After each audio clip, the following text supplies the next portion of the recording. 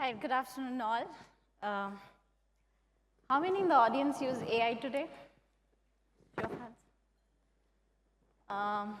If you're using Google Maps, e-commerce websites giving you recommendation what to buy next, you're using AI. How many are using GenAI? Okay, brilliant. So if you're using ChatGPT, Gemini, Copilot, you are using GenAI. Recent stats from Rundown AI claimed that Netflix took 3.5 years to reach the customer base of 1 million users, which is 1,277 days. Any guesses how much time ChatGPT took to reach that same customer base? 5 days, which is 255 times faster than Netflix. Now, that's the speed at which GenAI is transforming our lives and businesses, not just at the scale, but also at the speed. No wonder it's a universal topic for us to discussion, and it's a great privilege for us to have some of the distinguished guests with us on the stage to talk about this. Bala, Mamatha, Srini, welcome again. We would love to hear your thoughts. Let's straight away dig into the first section today. What, in your view, is really enabling GenAI drive ROI? What are some of the use cases that you have seen, particularly driving the top line? Now, it could be in terms of revenue, growth, customer outcome, customer lived experiences. Have you seen those use cases really becoming large-scale deployment and driving top-line ROI for your organization? Srini, maybe we'll start with you. Thank you, Deepika. I mean, your initial questions about, to check how many of you are using AI shows that what is the potential of generative AI, right? So the way how I look at generative AI is the next industrial revolution. Generative AI really has the potential to alter the value stream at each stage across the industries. So in that perspective, looking at, on the top line or how it helps to transform businesses, being at Bosch, into our automotive or consumer electronics businesses, the way we are looking at is across the value stream, again, I've quote, starting from customer engagement, sales, marketing, business acquisition, new product development, services, etc. We have use cases running across this. To quote some examples, one of the key things is for anybody to start interacting with your businesses is to understand about your products and services. Typically, I take example from our consumer electronics. People try to understand our products, and AI or conversation engines are not new. Typically, they work based on the text what we have, and we all know they have their own limitations. Now, with generative AI and multi-models coming in, we are extending or transforming the whole experience such a way that we are able to directly give our product documentation to these engines. Consumers are able to understand the product much better, interact with the product much deeper, and customize to their tunes. That's on the customer engagement. If I come a little bit closer to our automotive industry, we do a lot of, let's say, new age work to look at how the new age cars would look like. One of the innovation happening right now here in Bangalore is, we're trying to bring in a companion in the vehicle. So we call this as a virtual assistant. It will be listening to you, observing you. For example, you can talk to it, hey, we call this as Maya. Hey, Maya, I'm feeling a little bit warm in the vehicle. So it'll understand your emotions and it'll say, okay, fine, Srini, I'll control the AC for you. Here we are using transformer models and also GenAI now. It goes next step beyond. It knows that I'm driving. It knows that I'm getting tired. It'll understand my emotions and my tiredness. It'll offer to me, hey, Srini, you seem to be driving for too long. Would you like to take a break? Here is the next restaurant. So these are some use cases. The first one is already in the pilots. Second one is in the initial innovation phase. Along with it, we are also looking at bringing new services and business. So we are working on offering vision-based LLM services to aid in the autonomous driving. So I'm just trying to quote this. As I said, generative AI can bring in impact across the value stream. These are some examples which I could quote. Of course, there are many more in the initial pilot phases to change the way we do business and the way we offer products and services to customers out there. Mamatha, what do you have to say? Anything from the banking space that you've seen where we are using GenAI to improve our customer lived experiences? Yeah, and I think like Srini mentioned, it's kind of across the value streams, across the customer journey. But if I have to pick a couple of quick examples, we have a lot of unstructured data that we have in terms of voice.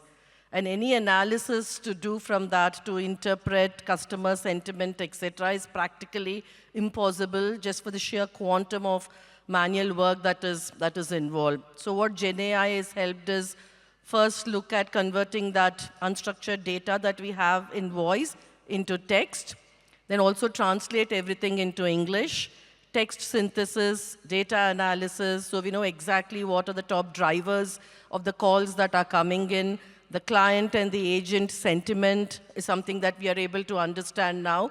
And going forward, I think we will start to use this business intelligence as well to start influence fine-tuning of our products. So it will start to help our product proposition as well, and also in looking at channels and how do we enhance our channels so that the number of calls that is actually coming into our call centers reduces, and we start to encourage and nudge customers to move more into self-serve. That's one example, Deepika. And a quick second one would be in investment banking. How do we create that capacity for our investment bankers to be able to spend more time with the clients? So it is more around customer profiling, document analysis, which helps the investment bankers kind of to create more capacity gains. We are also looking at a use case called News Assist, where it will just pull all kind of news together into a simple document, again, which the investment bankers can use when they are talking to the clients.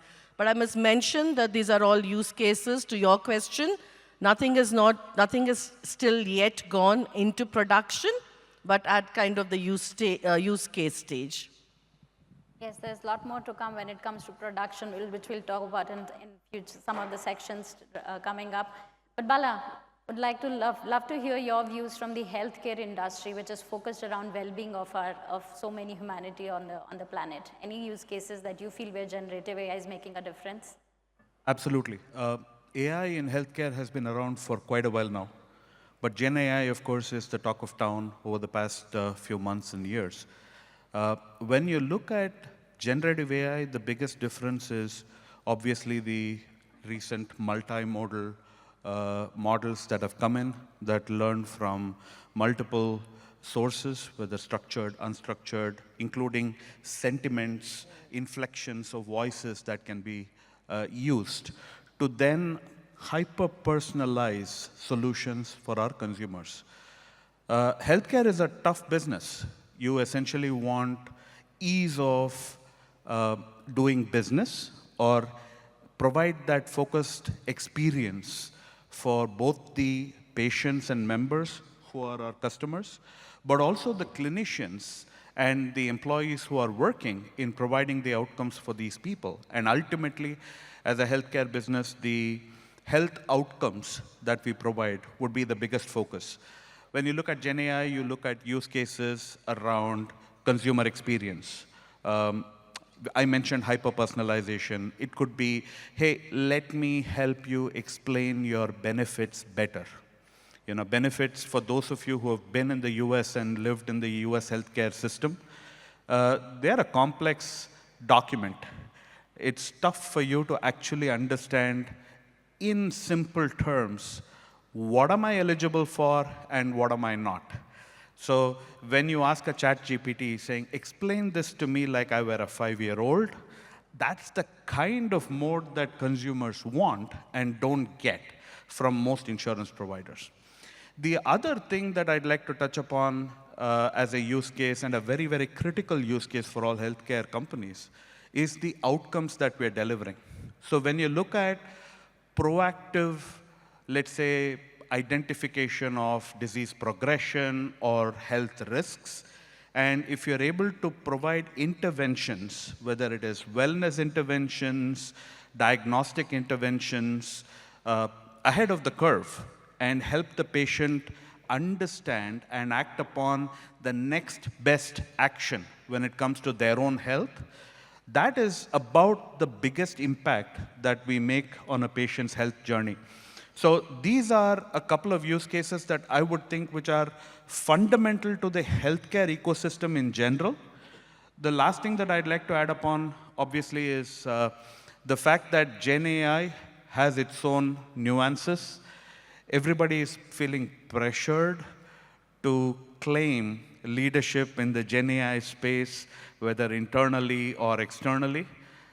I sort of fall in the pragmatic optimist side of the spectrum, which essentially means that I have a healthy bias towards ground-up, realistic view of the impact that we need to deliver for all our stakeholders, whether it's our consumers, customers, executives, patients, members.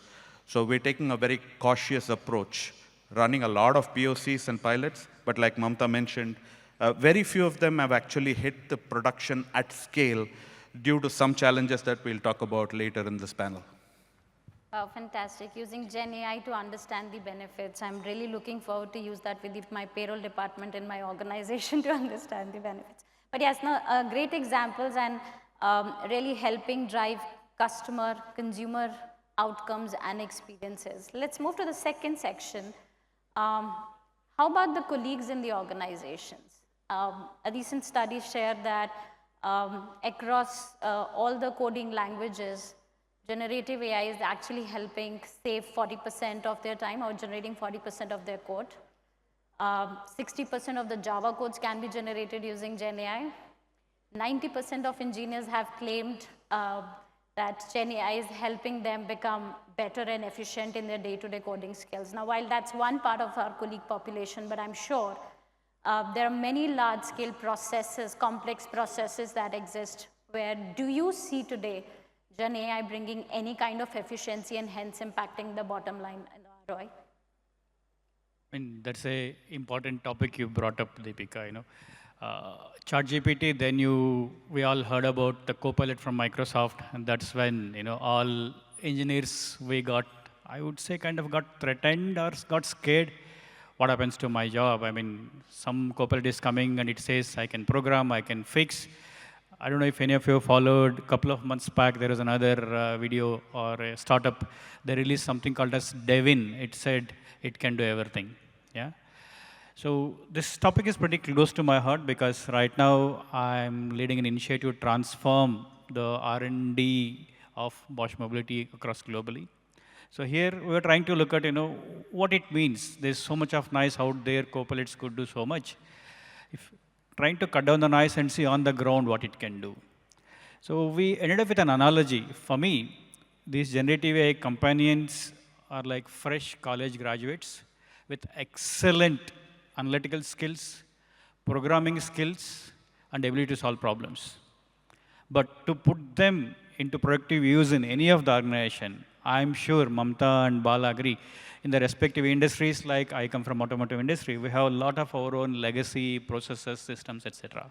So that is the biggest gap what we see from the generative AI companions and the organizations. So if we're able to adopt them in a practical way, how do we give our legacy knowledge to them? They'll be able to really help us across the development life cycle, be it 20%, 30%, whatever is that. So right now, what our approach is to bring in the generative AI companions as a role into the R&D ecosystem. So I would call this as probably a pair requirements engineer, pair architect, pair designer, pair programmer across, so that it is available with you, along with your vast domain knowledge in the organization to help you in your job as an assist to do job better, faster, and also validate the work what we do. So to summarize, generative AI-powered companions will come to our aid as to assist and do a better job. Of course, they won't replace us. We need to learn to use them better.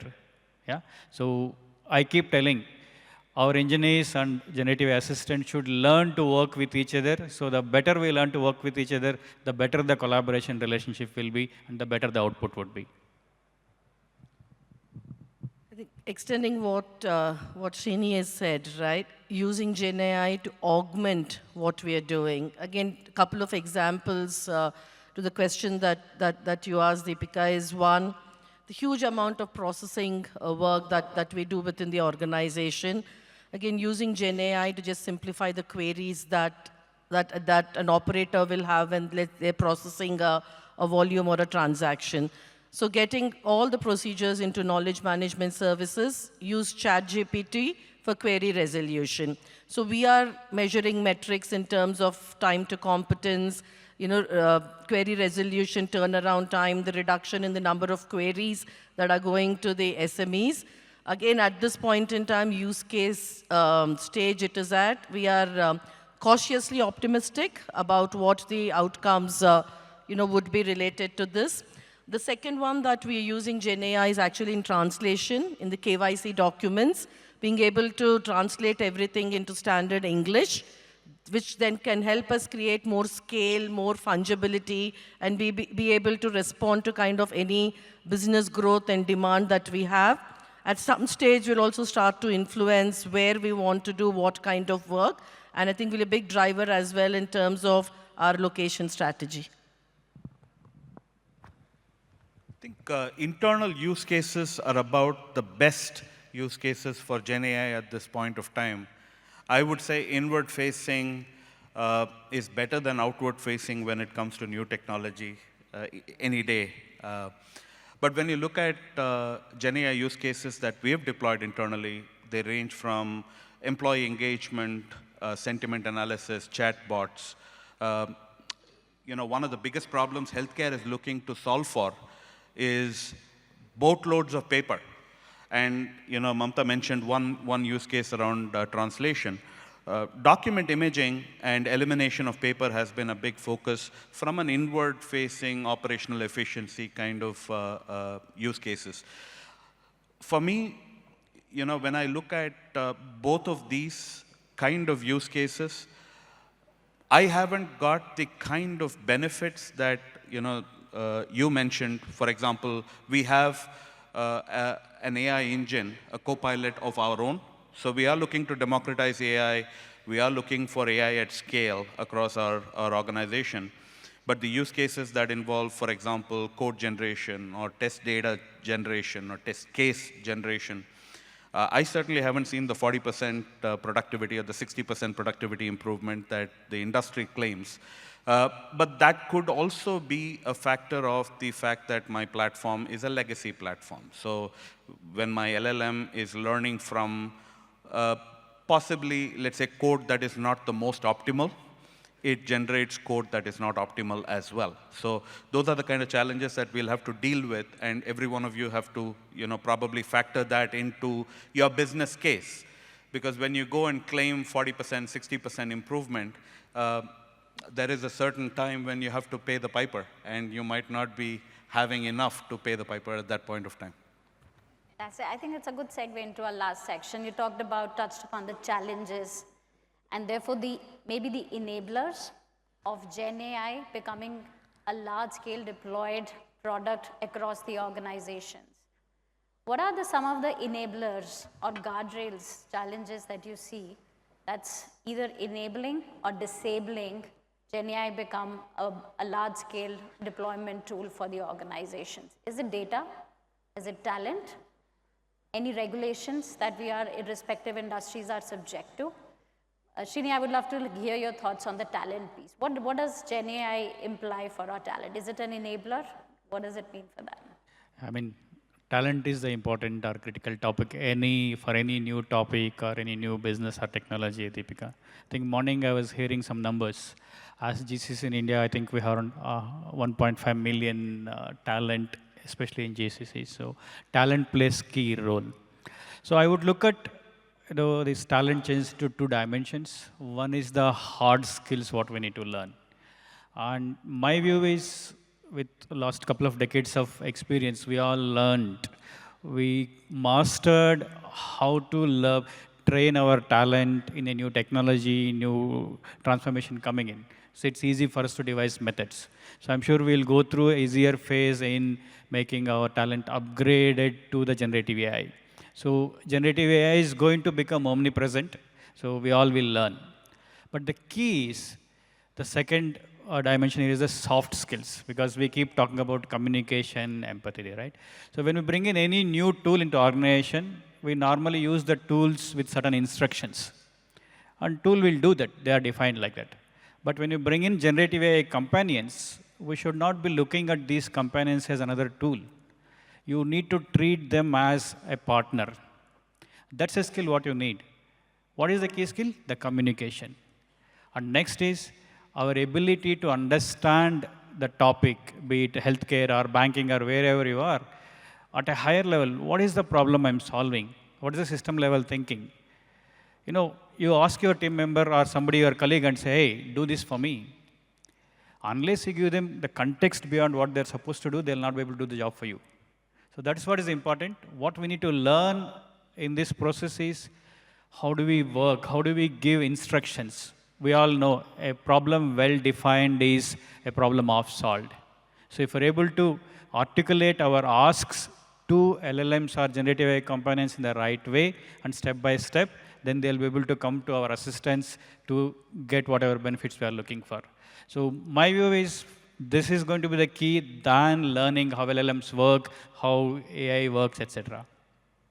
I think upskilling is going to be absolutely essential for our population to make sure that we make best use of this technology. But the other big enabler is also data. Models cannot be trained if there is no data. Bala, what have you seen in the healthcare industry, particularly data being an enabler or a blocker for models like these?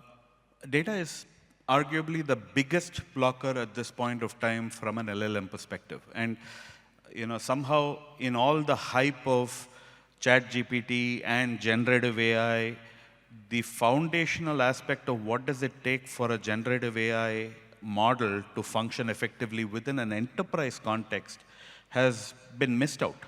So when you look at whether it's a Microsoft or a Google or an OpenAI platform, they have the entire internet as their training data set, which essentially means that the data that is available, whether it is single modal, multimodal, they've been able to train their data sets on that. But when I take it into my enterprise, for a POC or a pilot, I can afford to put the effort on cleaning a thin sliver of my enterprise data to train my private LLM for it to function the way it's supposed to function.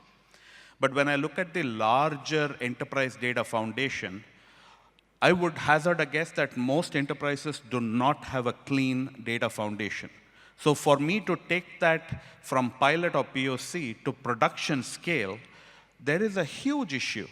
So I would almost say, just like the adage of 1% inspiration, 99% perspiration, the creation of the model itself and training it is the 1%. But for me, unless I put in a 99% of my budget, effort, and whatever else, resources, in cleaning my enterprise data foundation, I won't get the outcome that I want. So that's a huge blocker for me. Also, when you look at the kind of challenges that you have, as an organization, as any healthcare organization would have, the focus is on building equitable access to care for all. And my existing data has a huge amount of bias in that data, huge amount of inequity in that data.